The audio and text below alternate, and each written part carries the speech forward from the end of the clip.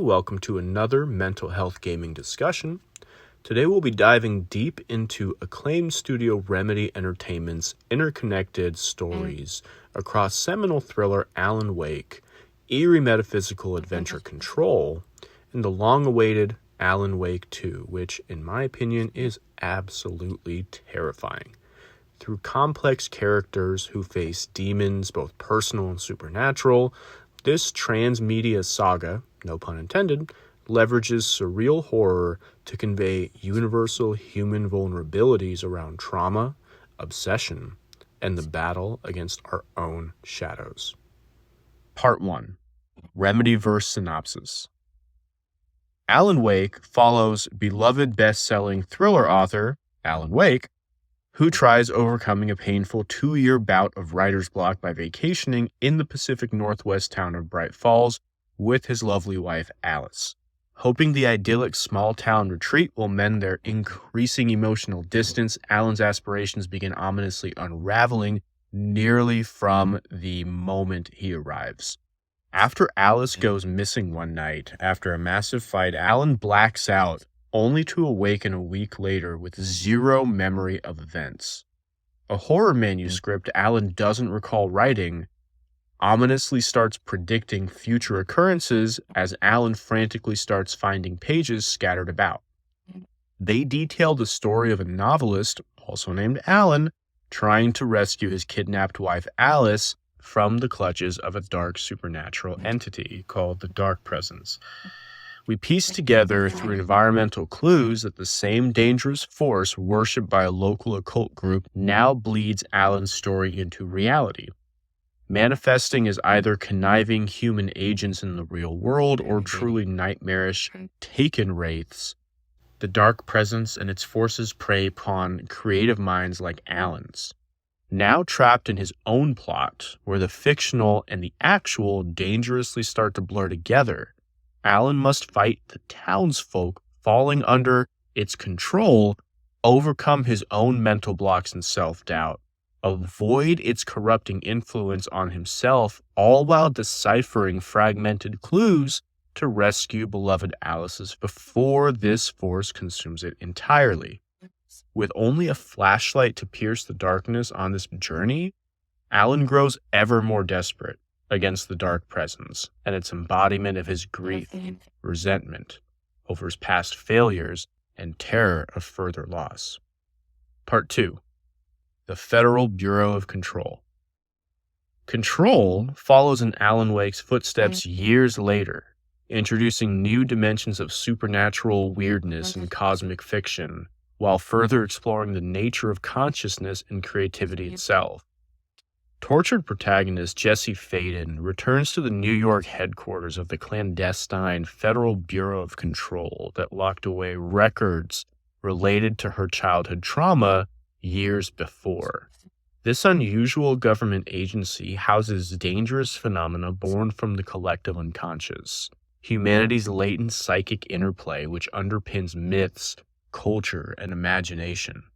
Appointed abruptly as the new director as her predecessor dies by shooting himself in the head, Jesse investigates the Bureau's connection to a long-classified paranatural disaster behind her family and brother Dylan's deaths, hoping to finally process some deep grief.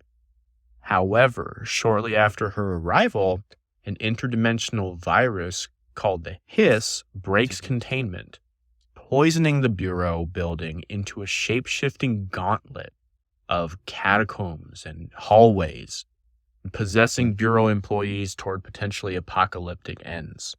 What's so scary is that we don't know enough about the Hiss. We know its form, we don't know its function, which I think is just so appropriately Lovecraftian in its horror. We can see the physical embodiment of what this thing does, but it's very hard to put together what this thing is, especially later on when Jessie finally meets her brother Dylan, who is not only alive, but his patient Zero, and is all sorts of weird in terms of what he's babbling and what he's saying, and it's very surreal. Check it out now.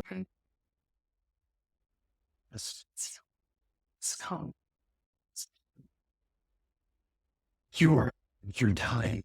the thunderstorm distorts your beings come, but yet like reading through a mirror and inverted his appearance by the door, ported the fingers through the surface into the way you've always been, because you was walking. I stay while you dream, you could almost hear our words, but you forget. The thunderstorm distorts beings come, reading. I think this is probably the only part of this game that gives me pause and I'm not really able to comfortably sit through at night. Now, this aggressive hiss contagion begins to fight back. Incursions threatens to corrupt the collective unconscious itself. Now it falls on Jesse to reclaim the Bureau and its contents from these violent, mind-controlled employees who, funnily enough, use these Nades-style computer systems infected by the hiss spreading global. I just want to take another second to mention how weirdly unsettling this game is. It's so disorienting to have this massive present-day building filled with these very analog and now archaic 1980s computers and memos and just this mundane nature of this interdimensional organization that's supposed to keep the rest of the world not only safe but uninformed, dealing with stuff like staples being stolen or people coming into work late or people stealing your lunch. It just gives this really weird, beautiful humanness to the whole thing. One wrong turn means confronting nightmarish monsters or physics altered by the hiss corruption or non-Euclidean geometry, which further dissolves reality's constraints and makes it that much harder for us as the player and Jesse as the character to know what's going on, what's real, what's false, and which way is actually forward. Jesse eventually banishing this interloping pathogen and regains memories that are long locked away. Her harrowing metaphysical journey was only accomplished by embracing new allies, abilities, and finally confronting repressed knowledge of the Bureau's role in her childhood trauma. Part 3. Connections between the stories. On the surface, Alan Wake's tightly contained thriller narrative and Control's metaphysical government conspiracies seem pretty far removed from each other, if only connected by the developer Remedy's signature avant-garde style of game development. Yet, environmental storytelling reveals that they share the same eerie universe. And before I go on, I cannot stress enough how mind-blowing this twist of connection was when it was first revealed, or I guess first completely explained in the AWE DLC for Control, but we'll get into that. The Federal Bureau of Control contains Wake's harrowing encounter with the Dark Presence as a case file several years after his ordeal in Bright Falls. Agents now study Wake's account and other USB-stored evidence as precedent for handling incidents deemed altered world events. Supernatural occurrences that violently destabilize perceived reality. Interestingly enough, AWE for Altered World Event is also Alan Wake Event, which just makes it that much more spooky and looped in together. As she traverses the Bureau, Jesse eventually discovers a room like the Panopticon, the Bureau dedicated to monitoring Wake's status in captivity. Numbers and metrics track his metabolic activity and stasis within the dark place, implying he still lives on as a component to the alien intelligence that took root in him. This treatment as simultaneously person and specimen speaks to Remedy's exploration of characters with conflicted roles as protagonists and prisoners to find their own stories. Further connections abound through particular characters and references. Emil Hartman, Wake's ominously eccentric psychiatrist in Bright Falls, also worked for the Bureau until becoming obsessed with a deadly AWE, Altered World Event, case tied to Jesse's childhood trauma, the Ordinary Event. This cost many lives and caused the Bureau to lock away related files for years. File cases Jesse wishes to finally access to process her buried pain. Several such hardened officials voiced disdain for Hartman's method, Then across Control and Alan Wake 2 are references to the mythical Blessed, or prime candidates like Jesse and Dylan, those naturally attuned to altered phenomena who can interact directly with these forces. Thomas Zane similarly guides Wake as mentor and mentee and his own unconscious voice toward revelation. Together, these scattered narrative and character threads reinforce Remedy's core theme of ordinary people battling extraordinary loss and circumstance to reclaim identity from a profoundly unsettling world, which is always encroaching inward. Part 4. Mental health themes.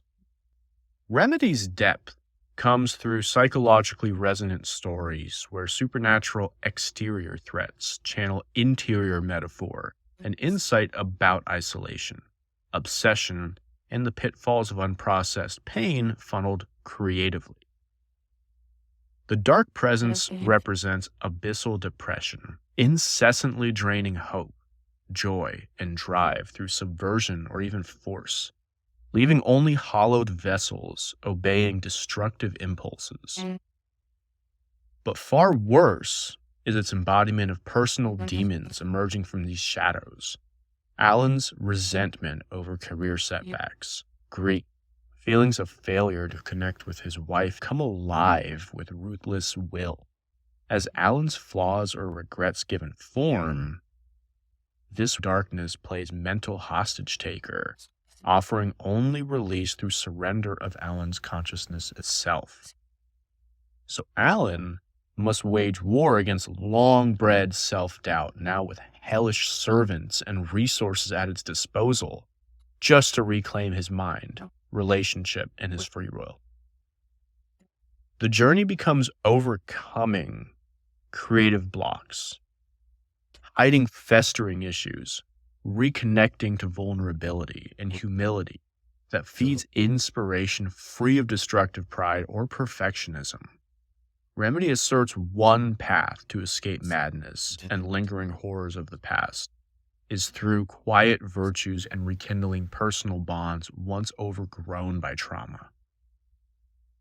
Meanwhile, Control manifests anxiety and PTSD-induced dissociation physically through the shape-shifting oldest oust responding to Jesse's turmoil with aggressive unfamiliarity. As she pursues hung truths about family and her childhood's stabilized world upended by this inexplicable calamity, the building itself morphs into a maze of hallways. Gravity upends itself. Reality tears, familiar spaces darken with the Bureau staff succumbing to his possession. Soon after, the Bureau's inverted architecture leaves Jesse struggling for balance and foothold amidst infected former friends and co-workers.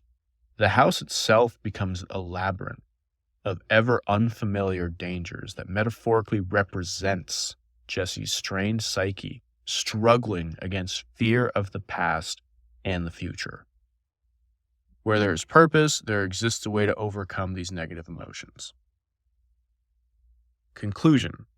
Across these individual stories, Remedy builds an immersive transmedia saga leveraging emotional resonance and surreal creativity.